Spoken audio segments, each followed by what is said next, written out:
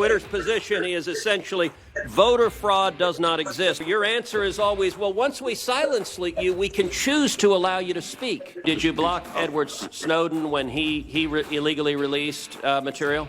I don't have the answer to that. The answer is no. Mr. Dorsey, does voter fraud exist? I don't know for certain. Are you an expert in voter fraud? No, I'm not.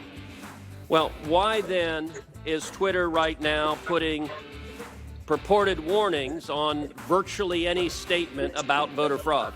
We're simply linking to a broader conversation so that people have more information. No, you're not. You put up a page that says, quote, voter fraud of any kind is exceedingly rare in the United States. That's not linking to a broader conversation. That's taking a disputed policy position, and you're a publisher when you're doing that. You're entitled to take a policy position, but you don't get to pretend you're not a publisher and get a special benefit under Section 230 as a result. Mr. Dorsey, would the following statement violate Twitter's policies? Quote, absentee ballots remain the largest source of potential voter fraud. I imagine that we would label it so that people can have more context in read-through. How about this quote? Voter fraud is particularly possible where, quote, third-party organizations, candidates, and political party activists are involved in, quote, handling absentee ballots. Would you flag that as potentially misleading? I don't know the specifics of how we might enforce that, but I imagine a lot of these would have a label pointing people to a bigger conversation. Well, you're right. You would label them because you've taken the political position right now that voter fraud doesn't exist. I would note both of those quotes come from the Carter-Baker Commission on Federal Election Reform. That is Democratic President Jimmy Carter and former Secretary of State James Baker. And Twitter's position is essentially voter fraud does not exist. Are you aware that just 2 weeks ago in the state of Texas, a woman was charged with 134 counts of election fraud? Are you aware of that? I'm not aware of that. If I tweeted that statement with a link to the indictment, would you put a warning on it that says, well, the Democratic Party position right now is voter fraud doesn't exist? I don't think it's useful to get into hypotheticals, but I don't believe so. Well, we're going to test that because I'm going to tweet that and we'll see what you put on it. On October 15th, Jake Sherman, a reporter at Politico, tweeted the following. I tweeted a link to the New York Post story right after it dropped yesterday morning. I immediately reached out to the Biden campaign to see if they had any answer. I wish I'd given the story a closer read before tweeting it. Twitter suspended me. So you actually have a reporter reporting on a story, asking the other side for comment.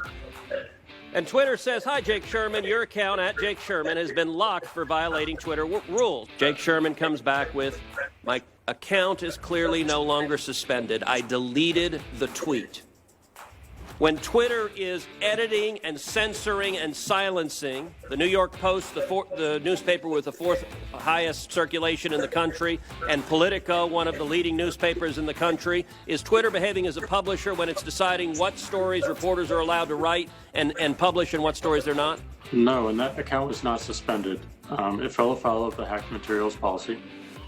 We realized that there was an error in that policy and the enforcement. Hold on. I'm literally looking at the tweet from Twitter that says your account has been locked. You're telling me that this is not an accurate... That's a lock and can be unlocked when you delete the... I understand that you have the star chamber power. Your answer is always, well, once we silence you, we can choose to allow you to speak. Is Twitter a publisher? Is Twitter a publisher? Yes. No, we are not. We distribute information. Was Twitter being a publisher when it censored the New York Post? No, we have very clear policies on the conduct we enable on the platform.